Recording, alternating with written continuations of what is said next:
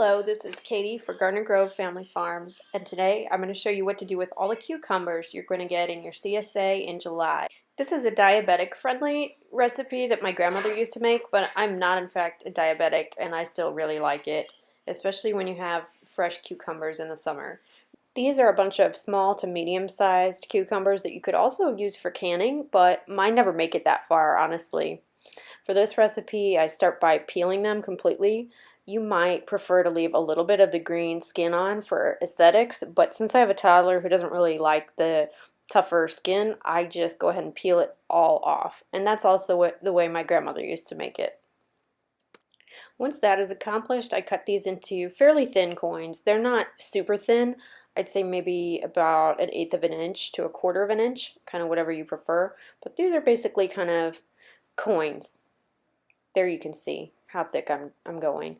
And I put these into a glass bowl. You can also use plastic, but you don't want to use a reactive container like metal because we're eventually going to use some vinegar to dress these.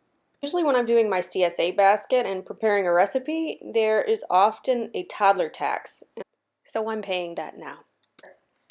Once I have as many cucumbers as I want to prepare, I salt them pretty generously. You don't have to be precise here because we're going to rinse a lot of this off later, but this is just to draw moisture out of the cucumbers, so go pretty generous here. You can always rinse off a little bit later to get it to your taste.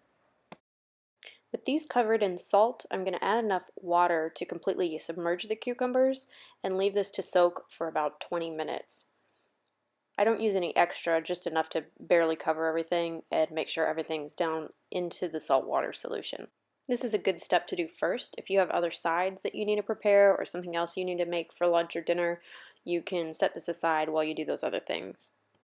And so after about 20 minutes, I take these and drain them, and like I mentioned before, you can rinse them to get a little bit of the extra salt off and then adjust the salt level later. So I give these at least one rinse, sometimes two, and then I'll just taste one to make sure it's not too salty for me. Our final step is going to be to dress this cucumber salad with a little bit of vinegar and possibly salt and pepper. Here I'm using Cat's apple cider vinegar. It's made with Gravenstein apples and it has a really special flavor. I ordered this from California. So there's nowhere around here to buy it that I'm aware of.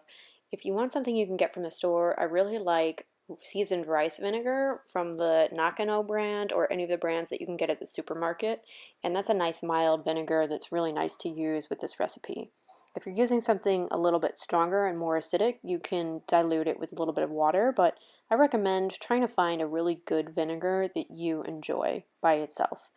And then you can add some peppers or black pepper, fresh herbs, kind of any seasonings that you enjoy.